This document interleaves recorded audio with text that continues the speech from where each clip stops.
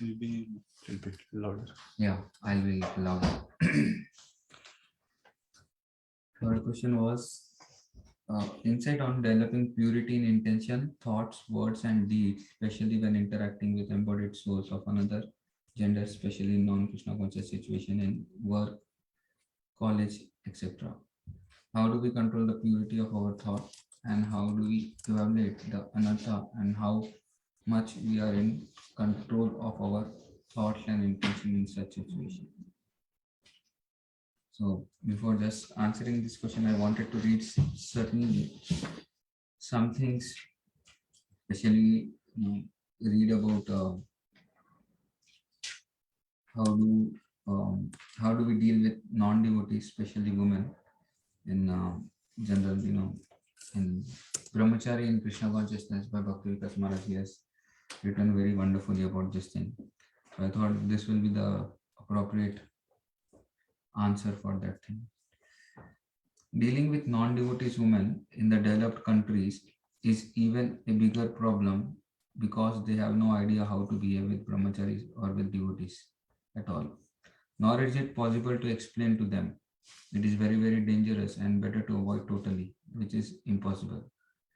There is no structure that devotee cannot preach to women, but after a woman's interest in Krishna consciousness is aroused, it is better that further preaching to her be done by women devotees. Otherwise, if a devotee repeatedly preaches to the same woman, the fire and butter principle is sure to act. Sankirtan devotees often have extensive contact with non-devotees women, so they have no other resource but to constantly pray for the special mercy of Lord Chaitanya to protect them. They should be alert, keeping their mind tightly under the control, lest like Ajamil, they be victimized by the dangerous lustful glance of a prostitute. Sankirtan devotees should avoid visiting degraded places such as porno shops and sleazy bars. There are plenty of other places to distribute books. Although we may not be immediately affected, everything we see remains as an impression within the mind. Later on, maybe years later, those expressions may resurface in the consciousness and cause agitation. As Srila Prabhupada said, after preaching at rock concert, this is no place for a brahmachari. Sankirtan brahmacharis who feels agitation from the contact with women on Sankirtan are advised to concentrate on preaching and distributing books to men.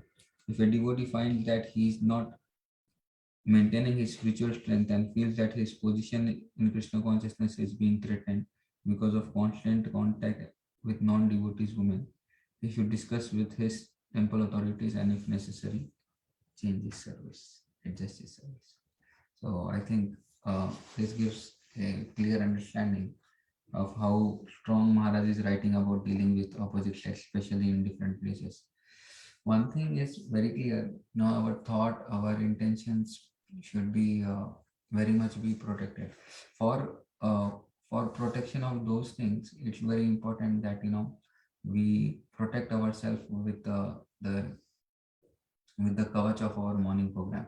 When our morning programs are very strong, when our chanting is very strong, when our sadhana is very strong, then even dealing with them with the opposite sex will not affect so much. But and our thought process is very clear that we are just dealing with them, and especially when we are working in companies or in colleges, our dealings should be very, very formal.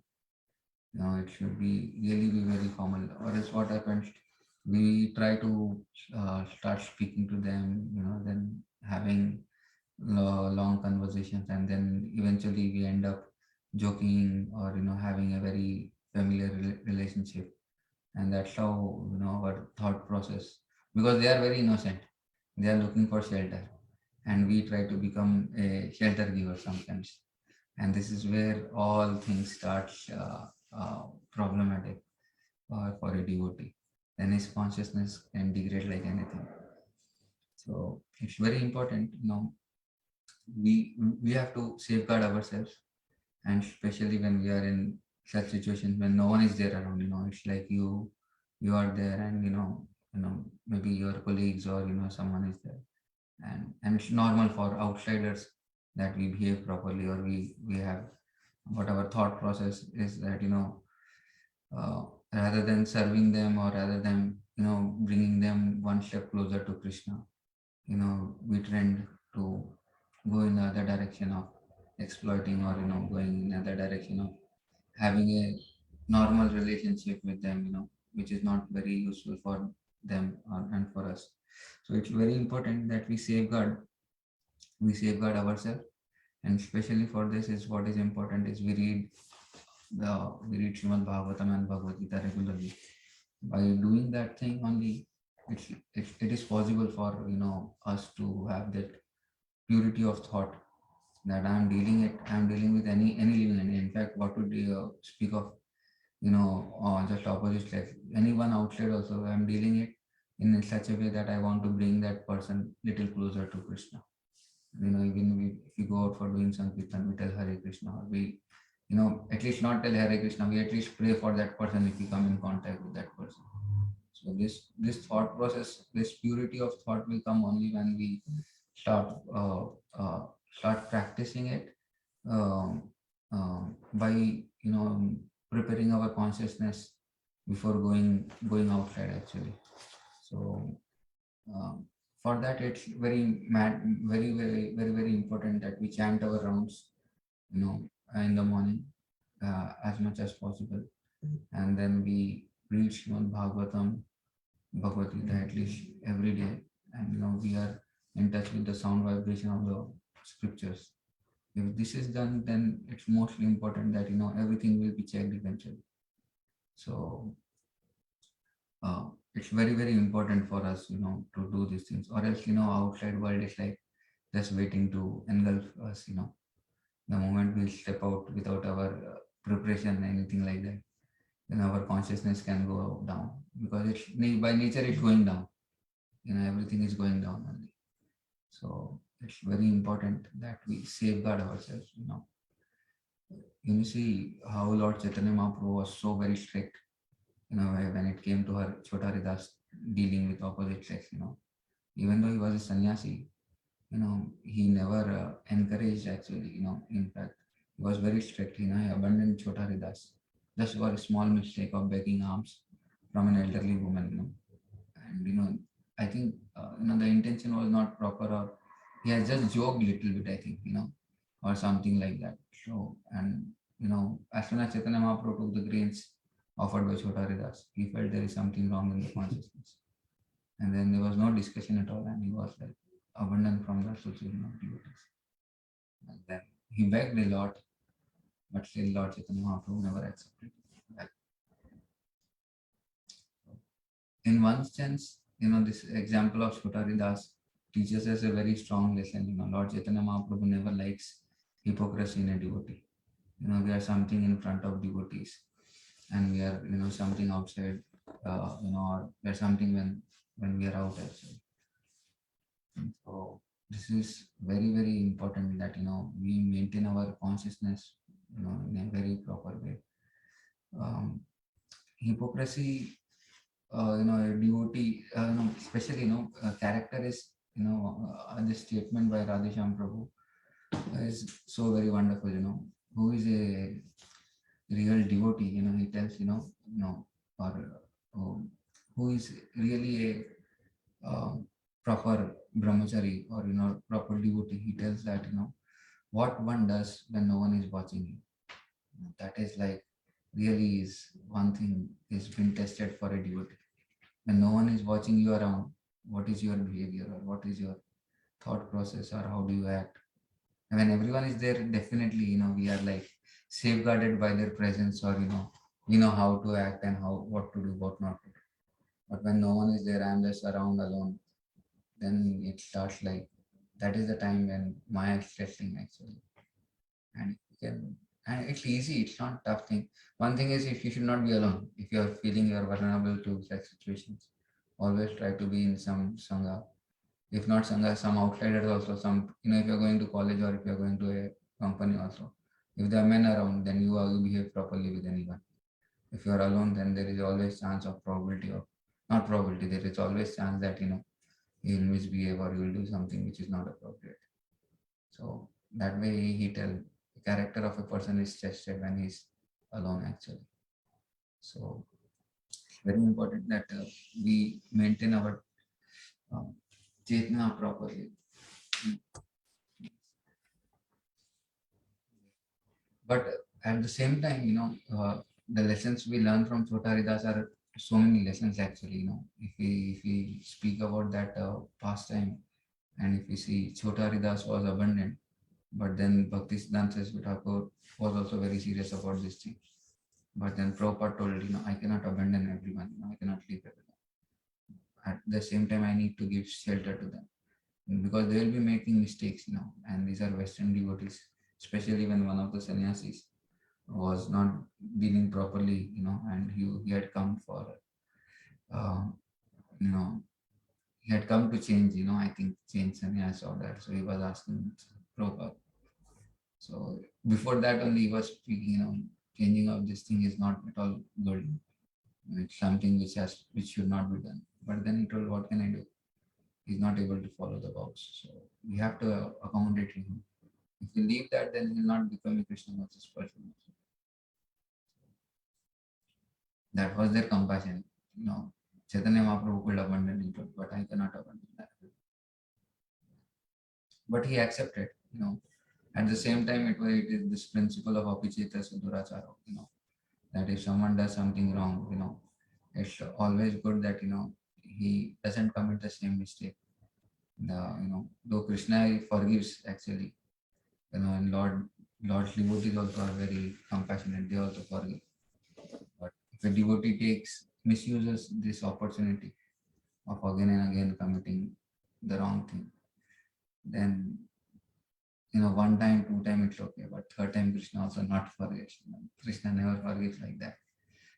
Eventually one is been taken away, or he loses the opportunity to be Krishna conscious eventually. So it's very important that we safeguard our consciousness. And best thing is to always be surrounded by devotees. Though it's a challenging thing, devotees are the one who purify the most. By their words, behavior, and dealings. It's challenging. It's sometimes you feel why can't I stay alone? I'll be practicing more peacefully. It doesn't happen like that. And we'll just go in a cozy zone only, rather than. But when you are staying with the devotees, it's a challenging thing. It's just like putting all the rough diamonds together in a machine, and then just rotating the machine little bit slowly. What happens? Each diamond starts cutting each other, and that's how they sharpen each other. And it's a very painful process. But at the same time, when the diamond comes out of the machine, they are the most shining diamonds, and they get the proper shape also. So I just remember this very beautiful example. I was serving in kitchen, and during that time, there is a apparatus, or there is a machine in kitchen. I don't know how many of you have seen or heard about that. This potatoes, they get peeled actually in that machine. And if you have observed, there is a all layer of small stones which are there around the surface inside the machine.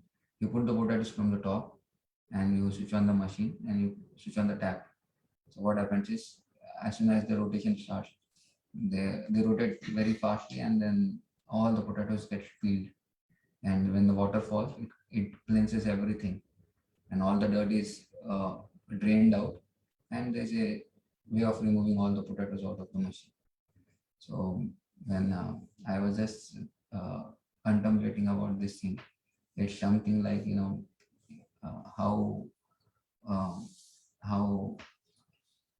a devotee, how a person becomes a devotee. That thing is so very beautifully been presented in this thing. Somehow or the other, that potato is lying in the market, and it's by the mercy that devotee goes and chooses. Okay, by fortunate, means the potato comes in the touch of a devotee, and then he is brought for using it in Lord service.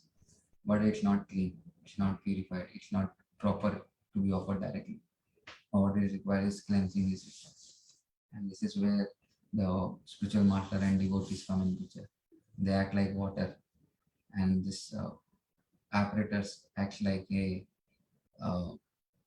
devotees living in an association, and they each other go together and render a lot of services.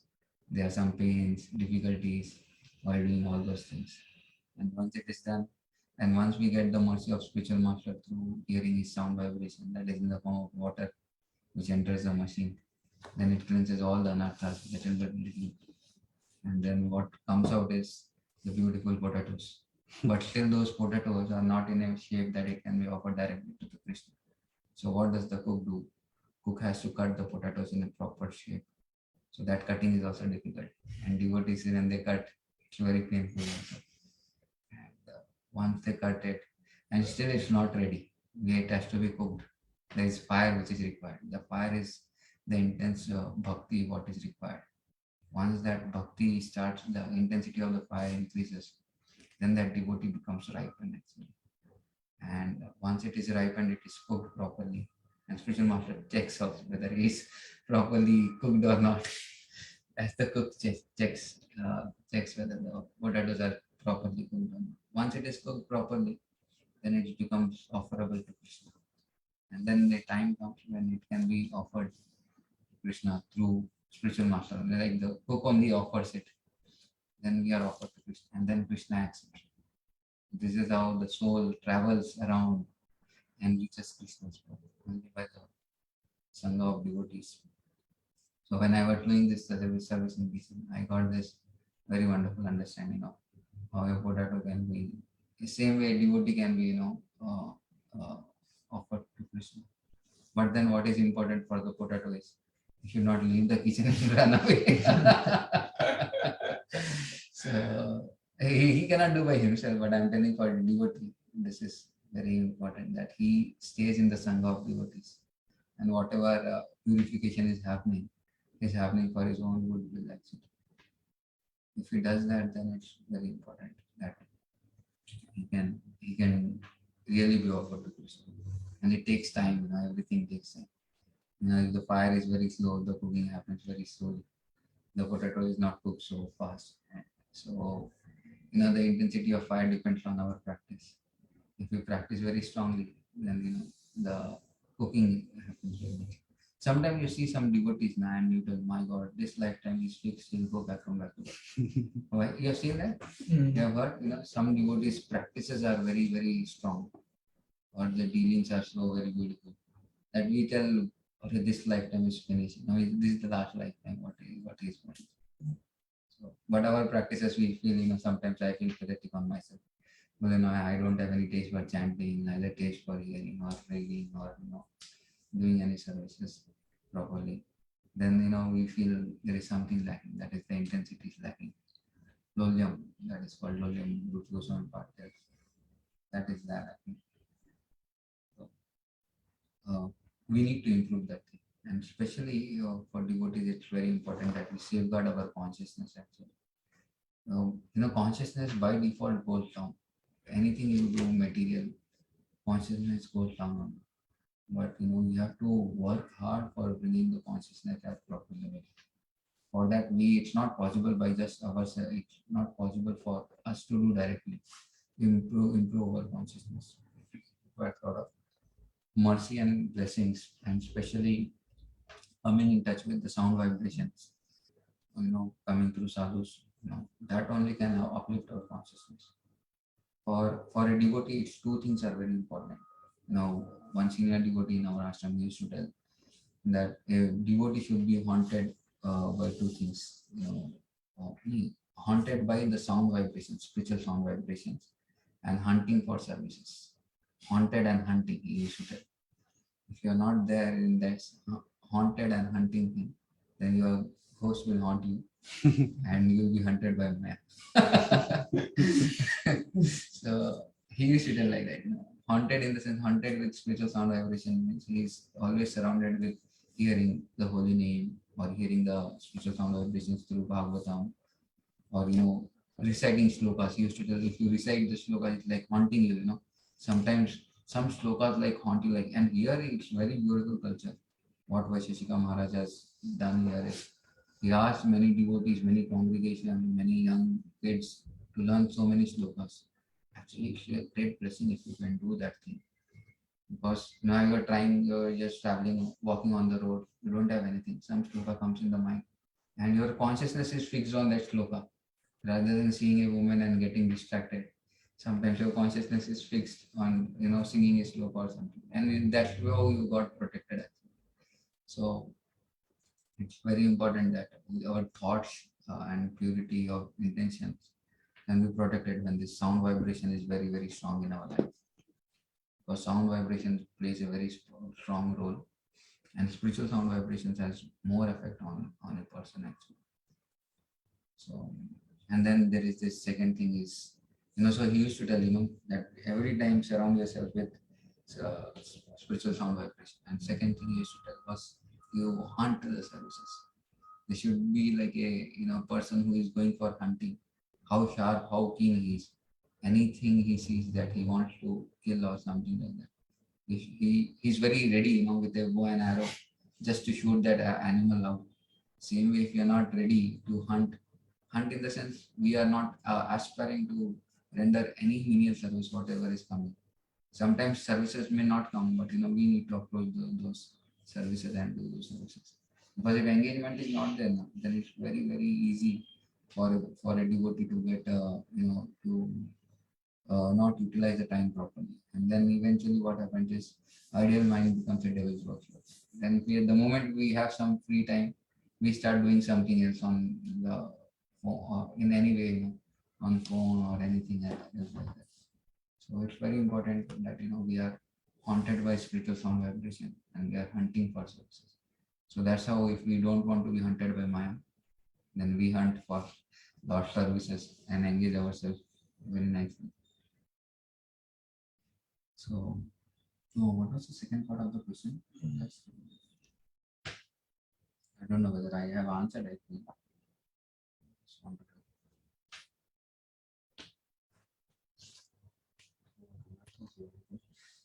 Vishal Prabhu, no? Vishal Prabhu, I hope this is answered what I have told. Yes, Prabhu. Excellent answer, Prabhu. I've taken so many notes. Thank you, Prabhu. Yeah. So, is there any discussion what we can have for some time before we end here, because I have to leave immediately. Yeah. He's talking about how we should deal with non-devotee women. Dealing with devotee women. You want still dangerous. You want me to read that section? That is a big section. You have to read it. But here it's very important for devotee women. Now we, some of them are clear, and women in ISKCON are all devotees and therefore glorious. Some of them are clearly advanced from the previous life. They should be regarded with all due respects from a distance. If they are serious devotees, they will respect your strictness. But the problem what happens is, so we men also may still be influenced by the lusty exploitative mentality in our dealing with women. So we may also be at the fault. If it is because if it becomes necessary, have a word with the temple authorities about changing. It's like not dealing with coming in direct services with them. Brahmachari often have a tendency to reject. No, this is not there. But due to lack of training or attachment to women's liberation ideas, women devotees may sometimes act improperly with you. Better let it pass and not make a scene out of it. Women are supposed to be trained in chastity, but modern women aren't. There's one few beautiful points actually. It's important for a woman, as a devotee, we respect them as devotees actually, and we keep distance as much as possible. We keep distance. We don't try to, interaction. We should not be like so impolite also that it's on the other side of what is this? Attachment and detachment, Aversion. Aversion. The aversion is one side of other side of attachment. So we should not be like so averse. Hey, Mataji is there. I just cannot go that in that room. Or you cannot. You have your service. You just go do your service and just push off from that place, rather than go and interact so much with the Matajis actually, or you just keep speaking to them. Something else. So because I have traveled around in US and I have seen so many places. I have to go and cook. For daśām. So what happens is I have to really ask some things what are required. When most of the time Matajis are the one who are in kitchen. So I have to ask, but we have to keep proper distance. Whatever till the time service is required, we just speak to them, and then immediately we just, end our service, and that's it. And we are respectful to them. Keep a lot of distance. Keep respectful. Be very respectful, and be very polite. Don't be like very harsh person, trying to be on the other side. And especially for the sake of services only, we just have a word. Not that if we are just sitting around and they are also sitting around, we just start chatting with them, speaking to them, because we know we are staying in the temple, and if we know that someone is there around, then we start speaking to them. Then what happens? Eventually, our consciousness starts going down. So it's important that we have our strictness actually in dealing with women. Though I'm speaking all these things, it's a great challenge for me also sometimes, to come up to live up to this standard also. So for brahmacharis, it's very, very important that whoever is trying to be a brahmachari, he has to be very strict in dealing with opposite sex. Especially what happens is, especially young Matajis now, it's very, very challenging. That's why it's very, very risky. Radheshyam Prabhu is like very strict about this thing, that you just cannot deal with young Matajis. Better, some elderly Matajis there, then it's okay, we understand. But then it's like young Matajis, it's very, very risky. Young Matajis and single Matajis, they are like, they can just take you away from Krishna consciousness. Single. Young and single Matajis. Mm. So it's very, very risky. So one has to protect himself, or else he may eventually end up, becoming if you want to become a grasta, it's okay. But grasta also, wife who is the one whom we should deal more, rather than dealing with other Matajis. In Pune, the standard is like, no Matajis directly call us also. If they want any service from brahmacharis to be done, they call their husband, they tell to the husband, and then the husband calls the brahmachari and tells, we need so and so things for the program, can you please arrange it? And then he arranges it, and then that is passed on to the wife. So ideally, this thing happens, most in at least what we have seen. Sometimes we do interact. It's not like we are so impersonal that if some Mataji is going and if she tells Hare Krishna and we know, it's not like that.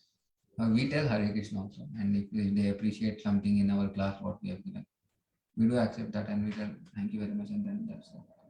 But not that we prolong our conversations, or or we invest in that so much that our consciousness goes down. Most important is our intention should be proper, that whatever we are doing is for the safeguard. And it's a very important topic actually. It's not like something which can be just neglected. For devotees in general, but I am really shocked here in US now. The way we deal with anyone is like, because here the culture is not there so much. So it's very, very challenging for a person living in US, how he deals with opposite sex. So he has to be very, very careful, because they are quite immature actually, and they don't know how to act also most of the time. Not just devotees, I'm telling outsiders also, they don't know how to act. So one has to be very, very careful. He has to safeguard himself. That maryada should be always be followed. That is gone, then little bit from our side, things can go worse. You have seen many cases earlier in ISKCON. Just a small talk ended up getting married. Really, I'm telling you, these things have happened. And maybe, sannyasis also have fallen prey, in previous times because of not dealing properly, not being safeguarding themselves with dealing with opposite sex properly. So, there are many examples. Radhesham Prabhu can quote like tens of examples. Somehow I'm not at that level to speak so much now. Time is also, but one has to be very much be safeguarding himself. And the purity can be maintained once we start having our consciousness. The sword of knowledge has been sharpened every day. Then that gives the protection, especially reading shastras, coming in touch with sound vibration. That is must actually. We should take pleasure in reading Bhagavatam. It's told, for a devotee, he should get married to Srimad Bhagavatam. That's how, he should act. It should be like life and soul. That's, you see our Gadadhar Pandit,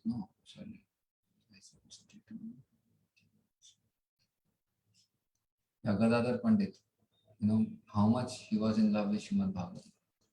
Because of his love with Srimad Bhagavatam was so much. Every day, Chaitanya Mahaprabhu used to visit Tota Gopinath to hear from Gadadhar Pandit 2 hours. Almost like 2 hours, 4 hours of discussion on topics of Prahlad and Dhruva and so many other things. And the way Gadadhar Pandit leaves his body also is so very amazing. Shiva's Thakur, who is that? Chandra, who comes? Narottam Das Thakur and 3 devotees are there. Shyamanand and Srinivas Acharya. When he comes for hearing Srimad Bhagavatam from Gadadhar Pandit, that time his Bhagavatam has been almost everything has been washed away because of his tears. He's crying for reading Bhagavatam and everything. So he has to go to Mayapur. He's in Jagannath Puri, but in Mayapur some devotees had the copy of Bhagavatam. So he had to again, not just get a copy like this, what is there. You order on Amazon or you take it from devotee, it's ready. So he had to go and make everything on the leaf prints, write everything and then bring it back to Gadadhar Pandit to hear from him. But by the time he enters, comes in Jagannath Puri again, till that time Gadadhar Pandit leaves his body from the separation of Lord Chaitanya Mahaprabhu and from separation of Srimad Bhagavatam, because everything has been washed away. Everything is gone. So you see how much he is in love with Srimad Bhagavatam. That's how a devotee should be in love with Bhagavatam. Though these are like very great shows, so we cannot imitate them, but at the same time, I really am so fascinated and inspired by Vaisheshika Maharaj because of this thing, read a chapter, right? Read a chapter. He has so many programs for devotees to be safeguarded, to improve their consciousness for reading Srila Prabhupada books. And that thing is so very inspiring. I take a lot of opportunity whenever I get in India, go to Govardhan and read with him for some time. It's like a great pleasure, just to sit and read Bhagavatam. It's one of the greatest things what can devotee do. But most of the times we just miss this opportunity. So yeah, I think that's how we protect our consciousness, and then the dealing can be proper. I don't know, I just went from dealing with Mataji's in ISKCON to safeguarding our consciousness, especially. I think we should end here, or we just want to add one point. Then we'll just add. Yeah. Which book is this? Yeah, this is Brahmacharya in Krishna Consciousness. It's very important. Even though you may aspire to become a brahmachari or not become a brahmachari, it's important that you read this book. It really gives very wonderful teachings about dealing with everything actually. How to deal with our lusty desires, what to eat, what not to eat. Everything is there. What attire one should wear. Everything. So many topics Maharaj has covered in this book. What are required actually for a growing devotee. how to develop higher taste, behavior, and disposition of a brahmachari or student. And it's very, very important. Sometimes, reading of these books gives a lot of churning in our heart also, This, how do we understand and how do we understand our disposition is also in our Krishna consciousness. It's important that we, some things are like very touching in this book are, we were reading about, retaining semen. That is, not discussed so much when it comes with dealing with devotees, or in general, it cannot be discussed. But in among the devotees, especially when the men are there around, and these topics can be discussed very easily, and how important it is for our growth in Krishna consciousness as well as for the body also. So please take time, if it is possible, please read this book. It's very, very wonderful book. Do we have this at ISV? I don't know, this you might or may not. We order on Amazon. Okay. Okay. Okay, we are here. Yes. Thank you. Srila Prabhupada ki Jai jai. Sri Gopal Pran.